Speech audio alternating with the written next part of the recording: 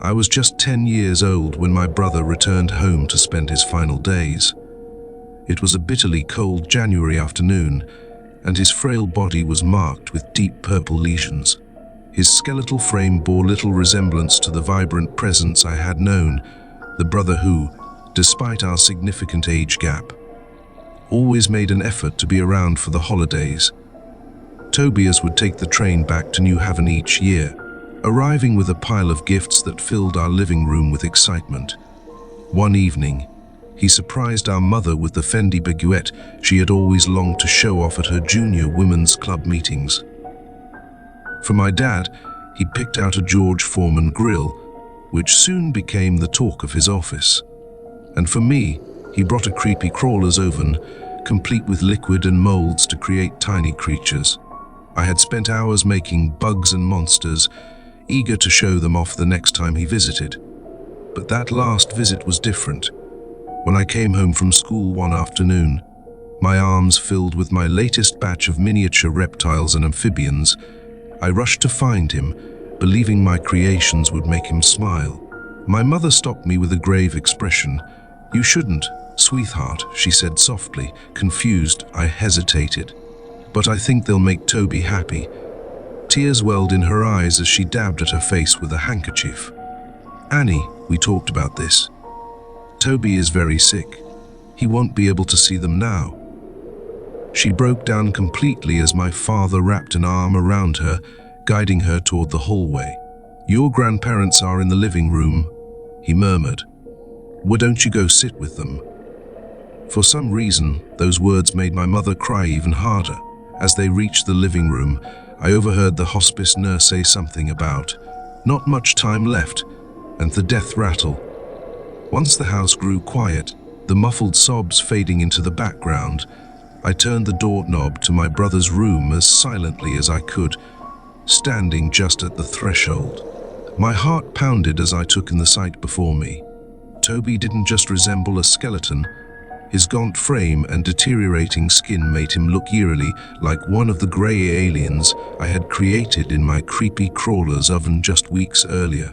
But unlike my toy creatures, he was covered in tubes, each one snaking toward the bulky machines that beeped and hummed beside him. His body was so emaciated, it seemed to melt into the sheets. "Toby," I whispered hesitantly. So I waited, then called his name louder. "Toby." Still nothing. Minutes stretched before his chapped, purple lips trembled. A low, guttural groan spilled out, stretching into an agonizing few seconds. And then, in a voice weaker than I had ever heard, he forced out 6 words. "Look for me on the walls." Another groan followed, longer this time, and then one continuous, piercing beep. Everything blurred. The room erupted into chaos as my grandparents and the nurse rushed in. I barely registered the frantic footsteps, the cries, the sharp shuffle of fabric as bodies moved around me. Before I could process what was happening, my father scooped me up and whisked me out of the room, shutting the door behind him. The adult stayed inside for what felt like forever. When my grandmother finally emerged, her face downcast, she wrapped her soft arms around me. "I'm so sorry, sweetheart," she murmured. "Your brother's gone to heaven with the angels." One by one, the others followed, each pausing to hug me, murmur their apologies, and sob against my small frame. I stood stiffly, unsure of what to do. Should I be crying too? I supposed I loved Toby, but the truth was I hardly knew him. To me, he had always been more of a holiday guest than a brother. A friendly visitor who brought gifts, read me bedtime stories, and then vanished like some kind of Christmas elf. He appeared with a season and disappeared just as easily, like Santa slipping back up the chimney or Frosty melting under the winter sun. So, I did what I thought I was supposed to do. I covered my face with my hands and pretended to cry. After a while, I asked if I could go to my room. My parents nodded, and the moment they did, I turned, hurried upstairs, and slammed the door shut behind me. Then, I stayed there for hours. I collapsed onto my dinosaur print bed sheets, my gaze fixed on the walls. I stared for so long that I swore my eyes would start bleeding. The walls of my room, once a comforting shade of spunk painted blue, were plastered with posters of my favorite baseball players and movie characters. But now, everything felt still, too still. My eyes burned with unshed tears, and a heavy yawn escaped my lips. Sleep began to creep in. Since my room had no windows, I couldn't tell for sure if night had fallen, but the deepening shadows told me it was close. Something about these shadows, though, felt different. They weren't the usual murky grays or blacks. Instead, they shimmered with eerie shades of green. I blinked. The green spots on my walls pulsed, shifting and swirling like spotlights in a dark theater. "Are you awake, D-boy?" The voice was hollow, echoing in the quiet. "It's time to wake up, D-boy." My breath hitched. I rubbed my eyes, my heart thudding. "Huh? Who's there?" A soft chuckle. "You know who, silly. I don't have much time." I blinked again, and in an instant, the green circles fused together, shifting, morphing, until a human-like figure stood before me. It was tall, nearly 6 feet, maybe taller, its glowing form stretching up to the ceiling. My throat tightened. "Toby." "Who else, D-boy?" The figure let out a deep, booming laugh, its shape twisting unnaturally, stretching across the ceiling and coiling around the fan like a ribbon caught in the wind. "But you're dead," I stammered. Another laugh. This time, the figure slithered downward, spilling onto the carpet. The glow of its form was the exact shade of green as the soda I had spilled the day before. "I thought so too, D-boy," it said. "But it's the strangest thing. You don't go to heaven or hell like we were taught in church." Its voice lowered. "Don't tell Mom and Dad, though, especially not them." "Grandma, I won't," I promised, scratching my head. "But Toby, if you're not dead, then what are you hiding?" The figure's booming laughter faded, its voice shrinking into a barely audible whisper. What do you mean? You have to swear not to tell anyone." "I swear, Toby, I swear." The glowing shape flickered as my brother spoke again, his voice wavering. "People don't die." His form unraveled, slipping away from the carpet and shrinking back into a small, pulsing circle on my wall. "They hide. Hide from what?" I asked, my pulse quickening. The silence stretched for a moment before he responded, his voice now trembling. "I don't know yet.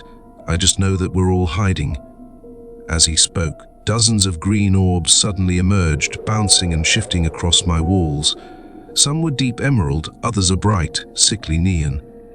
Whispers filled the room, hushed voices weaving together in a chorus of fear. Some of them spoke in gibberish, strange words in languages I couldn't recognize. The noise grew louder, more frantic. I clamped my thumbs into my ears, desperate to drown them out, but the sounds pressed in from all sides. The flickering green lights burned into my vision, searing my retinas even when I squeezed my eyes shut. I screamed. Somewhere in the distance, I heard Jasper, my cat, yowling from another room. My scream must have been so loud that it rattled the entire house, because within seconds my mother, father, grandparents, and even the hospice nurse came rushing upstairs, bursting through my honey. My mother murmured, pulling me into her arms. "It's okay, sweetheart, we're all sad."